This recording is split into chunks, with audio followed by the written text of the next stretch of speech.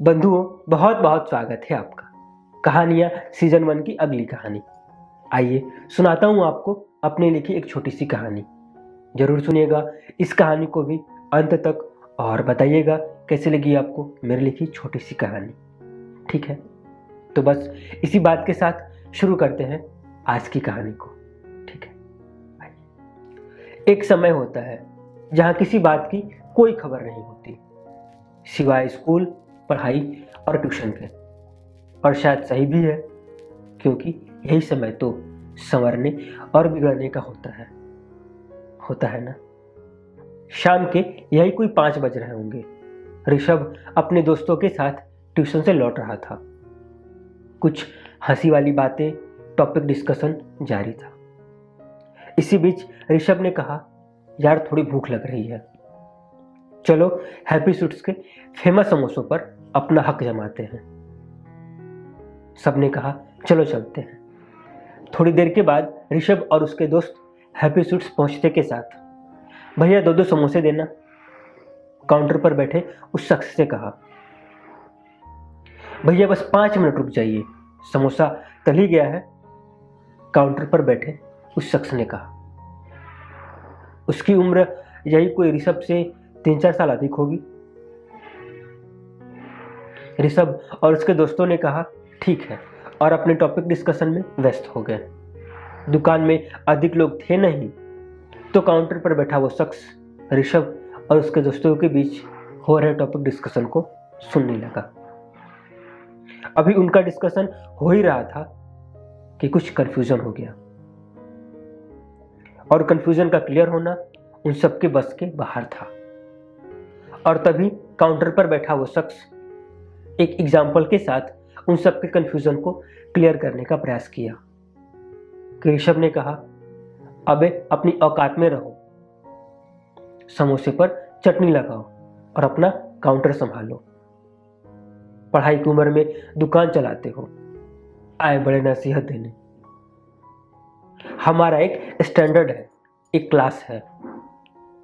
अब मैं तुमको क्या कहूँ, छोड़ो, इसमें तुम्हारी कोई गलती नहीं। अपना काम करो और जल्दी से समोसे दो। हाँ, मुझे हरी वाली चटनी देना। काउंटर पर बैठे उस शख्स ने ऋषभ को कोई जवाब नहीं दिया। ऋषभ और उसके दोस्त समोसे के बाद चले गए। अगले दिन ऋषभ और उसके दोस्त स्कूल में मिले। क्लास का पहला पीरियड और सब्जेक्ट मैथ्स का। लेकिन कई दिनों से कोई टीचर आ नहीं रहे थे। आज क्लास को खबर मिली थी कि आज कोई नया टीचर आने वाला है।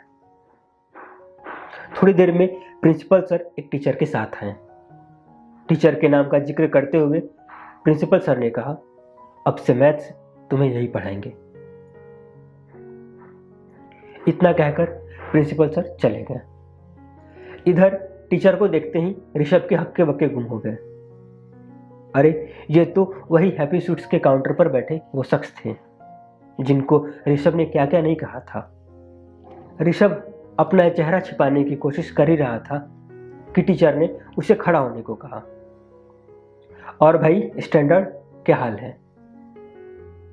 टीचर ने कहा, मैं तुम्हें क्लास बताता हूं।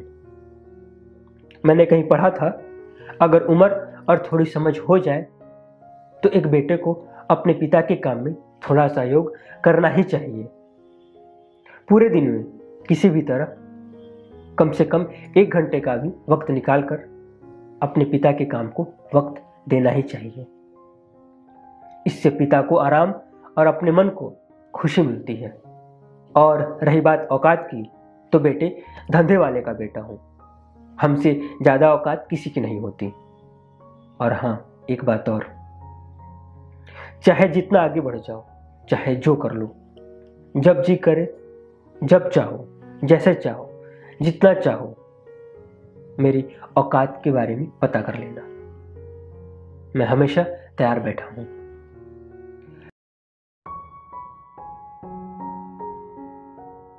कहानी हुई पूरी। करना आपको क्या है, आपको पता है। बिल्कुल कमेंट करिए और बताइए कैसे लगी आपको मेरी लिखी छोटी सी कहानी। जरूर बताइए। इंतजार है आपके कमेंट का, और ये कार्यक्रम देखने के लिए, पसंद करने के लिए आप सभी का बहुत बहुत धन्यवाद।